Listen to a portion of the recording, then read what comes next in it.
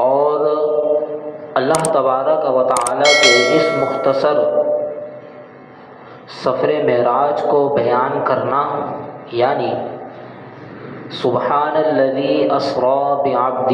لیلا من المسجد الحرام الی المسجد الاقصی، جیسا کہ آپ سن چکے تھے کہ معراج کا یہ سفر جو مسجد حرام سے لے کر مسجد اقصی تک ہے، یہ قطعی ہے،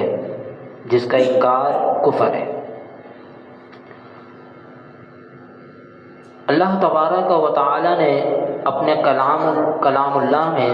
فقط اتنا بیان معراج کے حوالے سے بیان فرمایا۔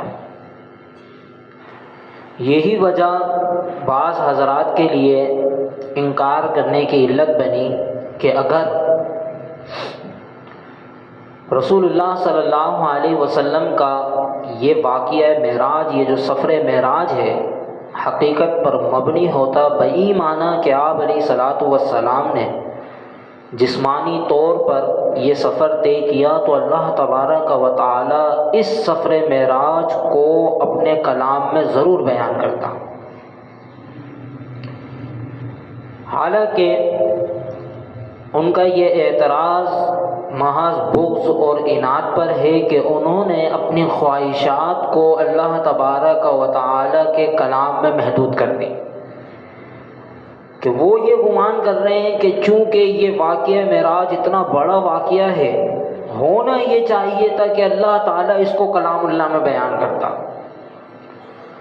تو اللہ تعالیٰ پر تو یہ لازم نہیں ہے کہ اللہ تبارک و تعالیٰ بندوں کی نفسیات اور بندوں کے مزاج کے مطابق کلام کرے۔ اب یہ ایک واقعہ معراج اللہ تبارک و تعالیٰ نے جس طریقے سے بیان فرمایا، اس کا مختصر تعارف 15ویں پارے کی ابتدائی آیت کے اندر موجود ہے، لیکن اس کے علاوہ بے شمار معجزات وہ قرآن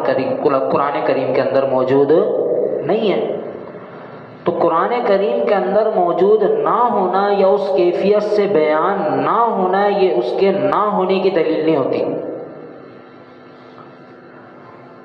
اللہ تبارک و تعالیٰ نے جب اس واقعہ معراج کو بیان فرمایا تو سب سے پہلا لفظ جو ارشاد فرمایا وہ تھا سبحان الذی، پاک ہے وہ ذات۔ اب تک ہماری اس آیت پر کوئی بات نہیں ہو سکی، وہ سفر معراج کا ایک ابتدائی تمہید بیان کی گئی، پھر اس کے بعد کچھ اعتراضات، جوابات اور معراج کے حوالے سے جو دیگر نظریات پائے جاتے ہیں انہی پر بات ہوئی تھی۔ تو اللہ تبارک و تعالی نے یہ جو لفظ سبحان الذی ابتدا میں ارشاد فرمایا، یہی بات تمام اعتراضات کا جواب ہے۔ کہ جو بھی اعتراض کرے گا کہ یہ کیسے ممکن ہے کہ رسول اللہ صلی اللہ علیہ وسلم رات کے اتنے سے وقت میں یہاں سے وہاں تشریف لے گئے، وہاں سے یہاں تشریف لے آئے، بجلی کی رفتار سے دوڑنے والا براق آپ علیہ الصلاۃ والسلام اس پر کیسے تشریف فرما ہو سکتے ہیں کہ اس کی اتنی رفتار ہے کہ جو بھی اس پہ بیٹھے گا وہ بالآخر گر جائے گا۔ پھر کائنات کی سیر، پھر لامکان کی سیر، پھر اللہ تبارک و تعالی نے جہاں اپنے حبیب کو لے کر جانا چاہا، اللہ تعالیٰ اپنے حبیب کو لے گیا۔ بھلا یہ کیسے ممکن ہے؟ تو یہ ایسے ممکن ہے، خود اللہ تبارک و تعالی نے ارشاد فرمایا سبحان الذی، پاک ہے وہ ذات، اسرا، جو لے گئی سیر کے لیے، عبدہ ہی، اپنے بندے کو۔ اب یہاں دیکھیں اللہ تبارک و تعالی نے اسرا کا لفظ استعمال فرمایا۔ پہلے جو فرمایا پاک ہے وہ ذات، کہ اس کی طرف جتنے بھی اعتراضات کیے جائیں گے کہ بھلا یہ کیسے ممکن ہو سکتا ہے کہ کائنات کے اندر کشش ثقل موجود ہے کہ آپ علیہ الصلاۃ والسلام بغیر کسی ذریعے سے اوپر کی طرف جا رہے ہیں، نیچے نہیں آ رہے، نیچے نہیں گر رہے، کوئی بھی چیز آپ اوپر پھینکیں گے تو بالآخر اس نے نیچے گرنا ہے۔ تو یہ دنیا کے اعتبار سے، انسان کی عقل کے اعتبار سے، لیکن وہ ذات جو سبحان الذی ہے، جو ہر ایک سے منزہ اور مبرہ ہے، جس کے اندر ان اللہ علی کل شیء قدیر اور کن فیکون کی طاقت موجود ہے کہ وہ جو ارادہ کرتا ہے وہ ہو جاتا ہے، تو اس کے لیے یہ چیز بعید نہیں ہے۔ اس ذات نے اس واقعے کو اپنی طرف منسوب کیا، یہ نہیں فرمایا کہ میرے حبیب نے یہ کیا، رسول اللہ صلی اللہ علیہ وسلم نے یہ کیا، بلکہ اس واقعہ معراج کو اپنی طرف منسوب کیا، کیونکہ یہ بذات اتنا بڑا واقعہ تھا کہ رہتی دنیا تک یہ لوگوں کے جو وہ اذہان ہیں جو شش و پنج کے شکار ہوتے ہیں، شک میں مبتلا ہوتے ہیں، وہ ہمیشہ اس پر اعتراض وارد کرتے رہیں گے۔ تو گویا اگر کوئی واقعہ معراج پر اعتراض اس طریقے سے وارد کر رہا ہے کہ وہ واقعہ معراج کی حقیقت کو پس پش ڈال رہا ہے، تو در حقیقت اللہ تبارک و تعالی نے اس اعتراض کو اپنے حبیب سے موڑ کر اپنی طرف لے لیا کہ جو بھی رسول اللہ صلی اللہ علیہ وسلم پر بات کرے گا گویا وہ اللہ کی قدرت کا انکار کر رہا ہے، کیونکہ اللہ نے فرمایا سبحان الذی، پاک ہے وہ ذات، اسرا جو لے گئی سفر سیر کے لیے، بعبدہ اپنے بندے کو، کہ اللہ کی ذات نے اپنے حبیب کو یہ سفر معراج کروایا، نہ کہ حضور علیہ الصلوۃ والسلام یہ سفر کے لیے نکلے۔ تو اس کے اندر بھی ایک بہت اہم نقطہ ہے۔ پھر اللہ تبارک و تعالی نے اسفرا نہیں فرمایا، اسفرا کا معنی ہوتا ہے سفر کرنا، اسرا کا لفظ استعمال فرمایا۔ اسرا کا معنی ہوتا ہے سیر کرنا۔ اب سفر اور سیر دونوں ہیں تو قریب قریب، لیکن ان میں معنی اعتبار سے فرق ہے۔ وہ کیسے؟ جیسے مثال کے طور پر آپ کو ایک شہر سے دوسرے شہر جانا ہے، تو آپ کی اول کوشش یہ ہوگی کہ جلد سے جلد میں دوسرے مقام تک پہنچ جاؤں، اس کے لیے آپ بہترین سواری منتخب کریں گے، اور کوشش اللہ نے اور ذریعے آپ کو فراہم کیے ہیں تو آپ اس سے اچھی سواری لینے کی کوشش کریں گے۔ تو حد درجہ آپ کی کوشش یہی ہوگی کہ آپ کسی طریقے سے اس منزل سے اس منزل تک پہنچ جائیں، اس کو کہا جاتا ہے سفر۔ لیکن سیر جو ہوتی ہے وہ یہ ہوتی ہے کہ بندہ جب ایک منزل سے دوسری منزل کی طرف جا رہا ہوتا ہے تو بیچ میں جو بھی چیزیں آتی ہیں ان کا معائنہ مشاہدہ کرتے ہوئے جا رہا ہوتا ہے۔ جیسے مثال کے طور پر آپ اس کے اندر ایک اور مثال یوں سمجھیں کہ آپ کسی سیر و تفریح کے مقام پر گئے، اب وہ جگہ بذات بہت مختصر سی جگہ ہے، لیکن آپ کو وہاں 3 4 5 گھنٹے لگ رہے ہیں۔ کیوں لگ رہے ہیں؟ کہ آپ کبھی ایک پنجرے پر کھڑے ہو رہے ہیں، اس پنجرے کے اندر موجود جانوروں کو دیکھ رہے ہیں، پھر اس کے برابر والے پنجرے میں کھڑے، برابر والے پنجرے کی طرف جا رہے ہیں اور وہاں کھڑے ہو کے اس پنجرے کے اندر جو جانور موجود ہیں اس کو دیکھ رہے ہیں، حالانکہ وہ احاطہ بہت تھوڑا ہے کہ اگر آپ اس کونے سے چلنا شروع کریں اور اس کونے پر پہنچیں تو آپ کو بمشکل آدھا گھنٹہ لگے گا، 1 گھنٹہ لگے گا، لیکن جب آپ پوری شے کا معائنہ کرنے لگتے ہیں تو اس کو سیر کہا جاتا ہے کہ میں سیر و سیاحت کے لیے گیا، میں سیر و سیاحت کے لیے گیا۔ تو اللہ تبارک و تعالی نے جب اپنے حبیب کو سفر معراج کی طرف بلایا تو فرمایا سبحان الذی اسرا بعبدہ، پاک ہے وہ ذات جو اپنے بندے کو سیر کے لیے لے گئی، سفر پہ نہیں، سیر کے لیے لے گئی اپنے بندے کو مسجد حرام سے لے کر مسجد اقصی تک۔ اب یہ ایک واقعہ تھا جس کو قرآن کریم نے مختصراً بیان کیا، اور میں آپ کو بتا چکا کہ محض قرآن پاک کے اندر اس شے کا نہ ہونا یہ دلیل نہیں بن سکتا، کیونکہ ہمارے لیے جو حجت ہے وہ صرف قرآن کریم نہیں ہے، قرآن بھی ہے، حدیث بھی ہے، اجماع بھی ہے اور قیاس بھی ہے، یہ 4 ہمارے دلائل کی صورت ہے۔ اب قرآن کریم رشد و ہدایت کی کتاب ہے،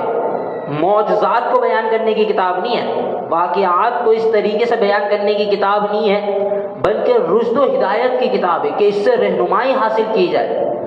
جب اللہ تبارک و تعالی نے اس واقعے کی ابتدائی تمہید کو بیان فرما دیا تو دیگر احادیثوں میں پھر اس واقعے کی مکمل تفصیل موجود تھی، جیسے کہ پیر والے دن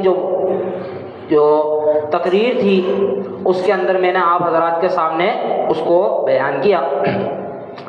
اب ہم حضور علیہ الصلوۃ والسلام کے دیگر معجزات کی طرف آتے ہیں کہ آپ علیہ الصلوۃ والسلام کے جو دیگر معجزات تھے وہ کس طریقے سے وقوع پذیر ہوئے، اور آخر میں ایک واقعہ معراج کے حوالے سے ایک وہم ابہام اس کو بیان کر کے میں اس کا جواب دوں گا اور اپنی گفتگو کو سمیٹ لوں گا۔ حضرت انس رضی اللہ تعالی عنہ سے روایت ہے، یہ بخاری کے اندر بھی موجود ہے، مسلم کے اندر بھی موجود ہے، سنن ابو داؤد کے اندر بھی موجود ہے، بے شمار کتب کے اندر یہ احادیث موجود ہے۔ حضرت انس بن مالک رضی اللہ تعالیٰ عنہ سے روایت ہے، وہ فرماتے ہیں کہ حضور علیہ الصلوۃ والسلام ہمارے درمیان میں موجود تھے اور مدینہ میں قحط پڑا ہوا تھا۔ قحط کا مطلب یہ ہوتا ہے کہ کھانے پینے کی جو اشیاء ہیں وہ ختم ہو جائے۔ یہ سب تو ہمارے یہاں شہر ہیں، لیکن یہ چیز اب بھی دیہات کے اندر پائی جاتی ہے۔ جیسے فصلیں لگی تھیں، فصلیں تباہ ہو گئیں، اب پیچھے کھانے پینے کے لیے ان کے پاس کچھ بھی نہیں تھا، سارا انحصار ان کی فصل پہ تھا اور وہ فصلیں تباہ ہو گئی۔ بارش نہیں ہو رہی کہ فصل اگائیں کیسے، اب جو کچھ تھا وہ ختم ہو رہا ہے اور بارش ہو نہیں رہی، نئی فصل اگ نہیں رہی، تو اس مفہوم کو قحط کہا جاتا ہے۔ تو حضرت انس بن مالک رضی اللہ تعالیٰ عنہ فرماتے ہیں کہ حضور علیہ الصلوۃ والسلام ہمارے درمیان موجود تھے اور وہ زمانہ قحط کا زمانہ تھا، اور آپ علیہ الصلوۃ والسلام اس دن جمعے کا دن تھا اور آپ علیہ الصلوۃ والسلام خطبہ ارشاد فرما رہے تھے کہ جب آپ علیہ الصلوۃ والسلام خطبہ ارشاد فرمانے لگے تو اتنے میں ایک شخص آیا۔ اس شخص کی کیفیت مختلف احادیث میں یہ بیان کی گئی ہے، جیسے آپ علیہ الصلوۃ والسلام جس ممبر پر تشریف فرما تھے اس ممبر کے سامنے جو ستون بنا ہوا ہے وہ شخص وہاں سے داخل ہوا اور وہیں سے اس نے حضور علیہ الصلوۃ والسلام کو مخاطب کر کے عرض کی کہ یا رسول اللہ صلی اللہ علیہ وسلم کہ گھوڑے ہلاک ہو رہے ہیں، ہلکت الشاة، بکریاں ہلاک ہو رہی ہیں۔ مختلف روایتوں کے اندر مختلف الفاظ ہیں کہ فصلیں تباہ ہو گئیں، جانور ہلاک ہو رہے ہیں، ہماری عورتوں کے سینے میں دودھ ختم ہو گیا، بچے بھوک سے بلک رہے ہیں کہ پانی کا ایک قطرہ مدینے کے اندر موجود نہیں ہے۔ تو آپ اللہ تبارک و تعالی سے دعا فرمائیں کہ اللہ تبارک و تعالی ہم پر رحمت نازل فرمائے۔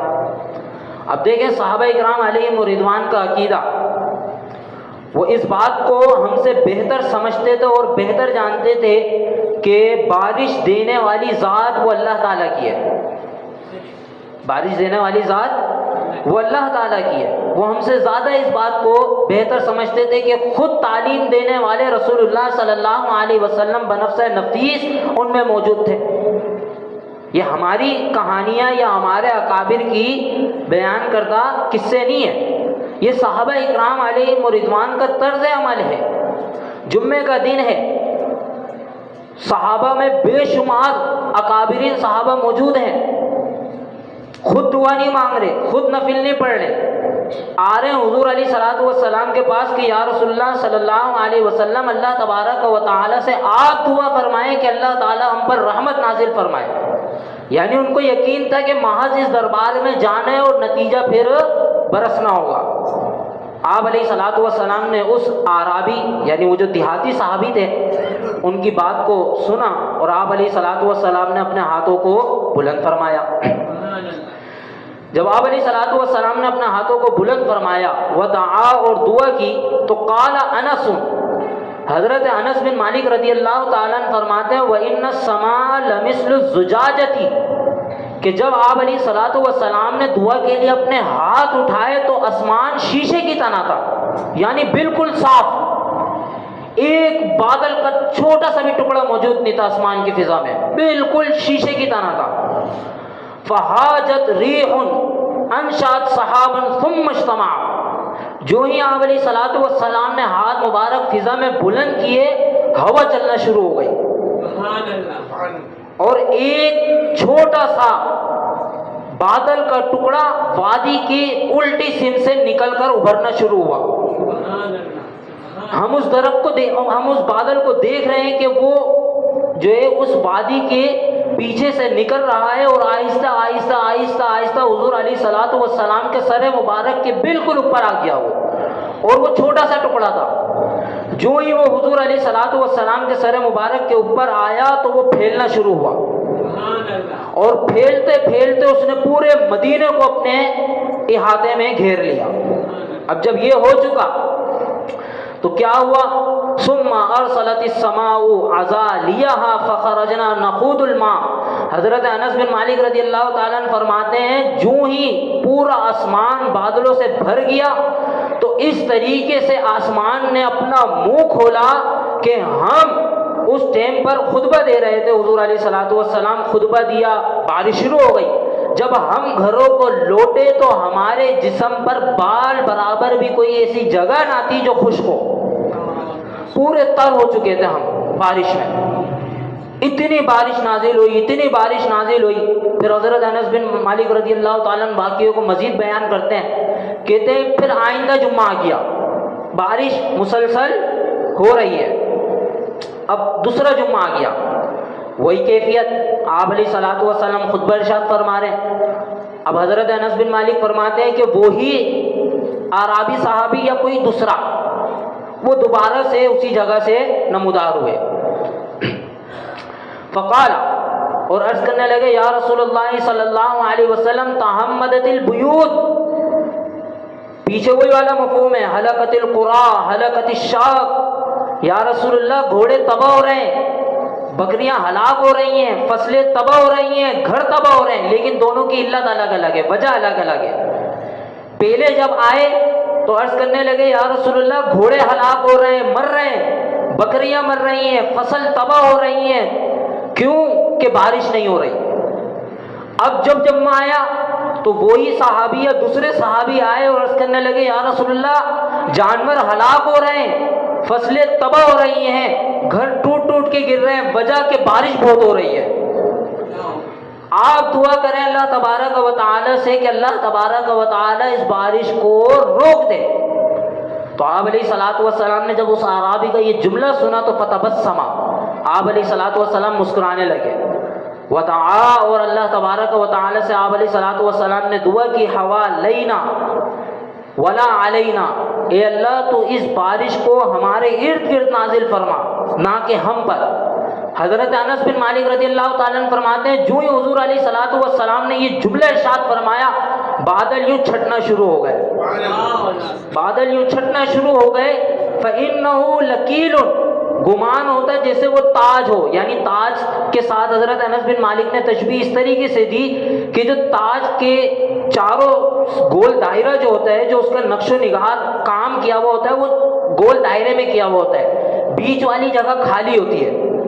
بیچ والی جگہ خالی ہوتی ہے کیونکہ اس کو سر پہ رکھا جاتا ہے، لیکن چاروں طرف اس کی یوں کام ہوئے ہوا ہوتا ہے۔ تو حضرت انس بن مالک رضی اللہ تعالیٰ عنہ فرماتے ہیں کہ گویا گمان دیتا ہے کہ آسمان ایک تاج ہے کہ کالے کالے بادل اس کے چاروں جانب موجود ہے، اور بیچ میں سے چمکتا ہوا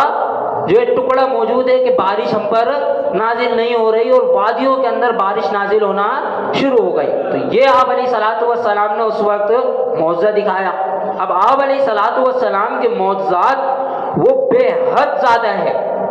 کیونکہ میں آپ کو بتا چکا تھا کہ دیگر انبیاء علیہ الصلوۃ والسلام 1,24,000 کم و بیش انبیاء اور رسول جتنے بھی آئے، اور اللہ تبارک و تعالی نے ان انبیاء کو جو معجزات عطا فرمائے وہ سارے معجزات عطا ہیں رسول اللہ صلی اللہ علیہ وسلم کی ذات سے۔ یعنی ایسا نہیں کہ حضور علیہ الصلوۃ والسلام کو وہ معجزات دیے گئے جو دیگر انبیاء کو ملے۔ حقیقت یہ ہے کہ جو معجزات حضور علیہ الصلوۃ والسلام کے پاس تھے ان معجزات میں سے بعض حصہ بعض نبی کو، بعض حصہ بعض نبی کو عطا کیا گیا۔ اب آپ علیہ الصلوۃ والسلام نے ان میں سے کچھ معجزات کو ظاہر فرمایا، کچھ معجزات کو ظاہر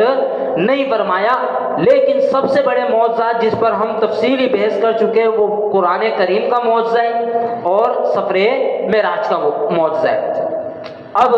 تمہیداً محض حصول لذت کے لیے جو ہے معراج کے علاوہ دیگر معجزات آپ کے سامنے بیان کر رہا ہوں۔ ایک اور روایت حضور علیہ الصلوۃ والسلام کے متعلق حضرت انس بن مالک حضرت انس بن مالک رضی اللہ تعالیٰ عنہ بیان کرتے ہیں. وہ کہتے ہیں کہ حضور علیہ الصلاۃ والسلام کی خدمت میں ایک برتن پانی کا پیش کیا گیا. ایک ہوتا ہے تشت جو ہوتا ہے وہ جیسے بڑی پلیٹ ہوتی ہے اس طریقے سے ہوتا ہے تشت. پیالہ جو عربی کے اندر مفہوم رکھتا ہے وہ ہمارے جیسے چائے کے پیالے ہوتے ہیں یا چھوٹے چھوٹے پیالے ہوتے ہیں وہ نہیں ہوتا، بلکہ اس کی کیفیت تھوڑی بڑی ہوتی ہے. مطلب آپ اس کے اندر اگر 2-3 کلو پانی ڈال دیں تو وہ اس کے اندر آ جائے گا. وہ بڑا ہوتا ہے، اس کا منہ تھوڑا بڑا ہوتا ہے. اب صحابہ اکرام علیہ رضوان حضور علیہ الصلاۃ والسلام کی بارگاہ میں وہ پیالہ لے کر آئے اور آپ علیہ الصلاۃ والسلام اس وقت زورا نامی ایک وادی ہے جو آج بھی موجود ہے وہاں تشریف فرماتے اور آپ علیہ الصلاۃ والسلام سے پانی کی شکایت کی گئی کہ یا رسول اللہ پانی موجود نہیں ہے. صحابہ اکرام علیہ رضوان پریشان ہیں، پینے کے لیے بھی موجود نہیں ہے، وضو کے لیے بھی موجود نہیں ہے اور ظہر کا وقت قریب ہونے کے قریب ہے، ختم ہونے کے قریب ہے. آپ علیہ الصلاۃ والسلام سے التماس کی گئی، گزارش کی گئی کہ آپ کچھ ظاہر فرمائیں. آپ علیہ الصلاۃ والسلام نے اپنی انگلی مبارک اس کے اندر جو پیالہ تھا اس کے اندر اپنی انگلی مبارک ڈال دی. جو ہی حضور علیہ الصلاۃ والسلام نے اپنی انگلی مبارک اس کے اندر ڈالی تو وہ ایک ابھرتے ہوئے کنویں کی طرح جوش مار کے پانی پھینکنے لگا. وہ جو پیالہ تھا اس سے پانی اس طریقے سے آنے لگا جیسے کسی کنویں سے پانی اچھل اچھل کر باہر آتا ہے. اور حضرت انس بن مالک رضی اللہ تعالیٰ عنہ فرماتے ہیں کہ ہم سب نے اس سے سیراب ہو کے پانی بھی پیا اور وضو بھی کیا. اب آپ دیکھیں کہ عقل کے کس طریقے سے ماورا یہ چیز ہے کہ ایک اتنا سا پیالہ محض اس کے اندر حضور علیہ الصلاۃ والسلام نے اپنی انگلی مبارک ڈالی اور اس سے اس طریقے سے پانی فوارے بن کے نکلنے لگا کہ تمام صحابہ نے اس کو پیا بھی اور وضو بھی کیا. حضرت انس بن مالک رضی اللہ تعالیٰ عنہ سے حضرت قتادہ رضی اللہ تعالیٰ عنہ پوچھتے ہیں کہ آپ اس وقت کتنے صحابہ تھے، یعنی اس وقت کتنے صحابہ موجود تھے جنہوں نے حضور علیہ الصلاۃ والسلام کے اس معجزے والے پانی سے وضو کیا اور اس کو نوش فرمایا. تو حضرت انس بن مالک رضی اللہ تعالیٰ عنہ فرماتے ہیں 300 ہم 300 بندے تھے، 300 بندے او یا 300 کے قریب قریب. آپ اندازہ لگائیں کہ محض 300 کے قریب قریب بھی ہوں، 200 بھی ہوں تو ایک پیالے سے جو ایک بندے کے وضو کے لیے کافی نہیں ہے وہ 200 300 250 بندوں کے لیے کیسے کافی و شافی ہوا. یہ محض ایک نبی کی ہی قوت ہے جو اللہ تبارک و تعالی نے اپنے حبیبوں کو عطا فرمائی ہے. اور صحابہ اکرام علیہ رضوان اس بات کو بخوبی سمجھتے تھے. وہ اس پر شرک اور بدعت اور عقیدت من گھڑت عقیدت آنکھیں بند کر کے محبت کرنے والے فتوے نہیں لگاتے تھے. اب یہی واقعہ معراج جو تھا، جب اللہ تبارک و تعالی نے اپنے حبیب کو معراج کی طرف بلایا اور حضور علیہ الصلاۃ والسلام معراج سے واپس تشریف لائے تو مشرکین مکہ نے، آپ نے سن چکے کہ مشرکین مکہ نے اعتراض کیا کہ بھلا یہ کیسے ممکن ہو سکتا ہے. تو اس میں نے آپ کو بتایا تھا کہ ایک طبقہ وہ کہتا ہے کہ یہ خواب کے اندر ہوا، یہ پورا واقعہ خواب کے اندر ہوا. تو عرض یہ ہے کہ مشرکین مکہ کا اس بات سے پریشان ہونا کہ حضور علیہ الصلاۃ والسلام ایک آن میں مسجد حرام سے مسجد اقصی اور پھر اللہ تبارک و تعالی نے اپنے حبیب کو جہاں جہاں بلانا چاہا حضور علیہ الصلاۃ والسلام وہاں تشریف لے گئے، یہ خواب نہیں ہے. اگر مشرکین مکہ اس کو خواب سمجھتے تو ان کا پھر یہ اعتراض ہی باطل و مردود ہے. یہ مشرکین مکہ جسمانی ہی معراج سمجھ رہے تھے. اس کی میں آپ کو مثال دے کے سمجھاؤں کہ اگر میں یہ کہوں، یعنی میں ابھی تقریر کر رہا ہوں، میں آپ سے یہ کہوں کہ میں جب صبح اٹھا میں نے خواب میں دیکھا کہ میں اپنے گھر جامعہ ندرۃ العلوم سے پہلے مدینہ شریف گیا اور پھر مکہ گیا، پھر مکہ سے بیت المقدس گیا اور پھر بیت المقدس سے مدینہ گیا اور پھر مدینہ سے مدرسہ آیا اور مدرسہ سے یہاں آ کے آپ کے سامنے تقریر کر رہا ہوں. تو ایک بھی بندہ اس کو جھوٹ نہیں بولے گا. وہ یہ ضرور کہہ دے گا کہ اللہ بہتر جانتا ہے، لیکن وہ یہ نہیں کہہ سکتا کہ خواب میں یہ ممکن نہیں ہے. خواب میں تو سب ممکن ہے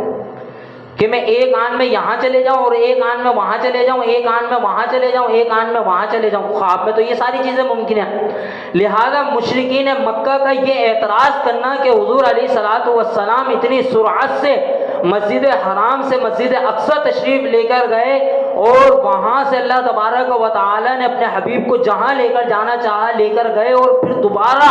مسجد حرام میں تشریف لے آئے، یہ عقل کے خلاف ہے.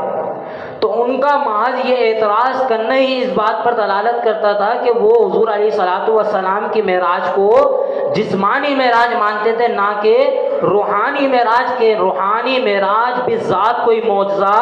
نہیں. کہ امام شرانی کے حوالے سے میں آپ کو بیان کر چکا کہ امام شرانی نے حضور علیہ الصلوۃ والسلام کے لیے 34 معراج ثابت کیے ہیں کہ 34 بار حضور علیہ الصلوۃ والسلام معراج کے لیے تشریف لے گئے. وہ ان میں سے اکثر روحانی تھی، لیکن یہ والی معراج جس کے حوالے سے ہم دن مناتے ہیں اور واعظ و نصیحت کرنے والا واعظ و نصیحت کرتا ہے، یہ معراج جسمانی معراج تھی حضور علیہ الصلوۃ والسلام کے لیے. اور یہی حضور علیہ الصلوۃ والسلام کا جبھی بڑا معجزوں میں سے ایک معجزہ قرار دیا جا سکتا ہے. تو دعا ہے اللہ تبارک و تعالی سے کہ ہمیں صحیح طریقے سے سمجھنے کی توفیق مرحمت فرمائے.